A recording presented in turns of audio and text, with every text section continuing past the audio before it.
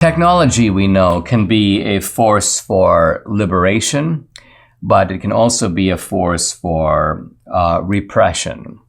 Now, for many years, there has been circulating in the United States a anxiety that technology will produce a kind of comprehensive regime of repression.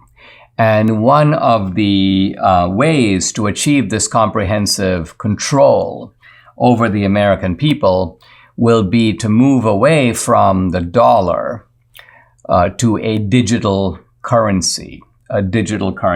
Now, I suppose one could say that we have forms of digital currency today. A credit card, I guess, is a kind of digital currency. We have other financial instruments that would qualify as digital currencies. But we also have dollars. And dollars move around in the form of checks, but they also move around in the form of cash. And arguably that when you have the dollar, you have something that someone can have in your pocket, or someone can have, well, in a bank account, but it could even be a Swiss bank account, because there are different types of currencies and you can trade one for the other. The point is that your money is not entirely under the scrutiny or control of the government. But in theory, if you had a comprehensive digital currency, and this could be done on a national basis, the United States, but it could also be done on a global basis, a single currency used by people all over the world.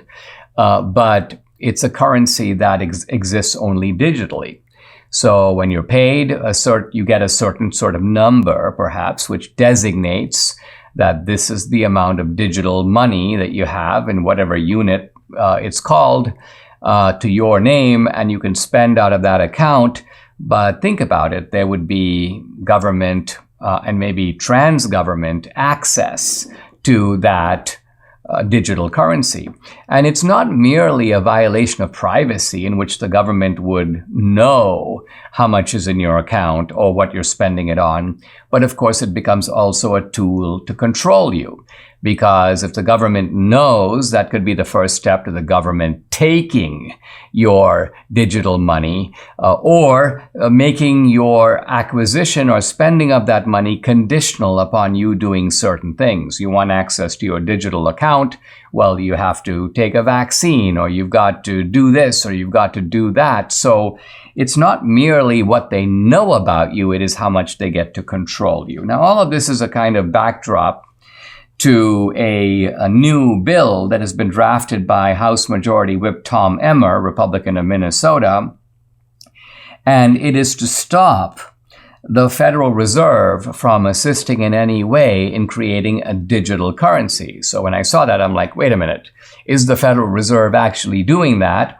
And as it turns out, President Biden in March of 2022 signed an executive order requiring the Federal Reserve to, quote, research, experiment,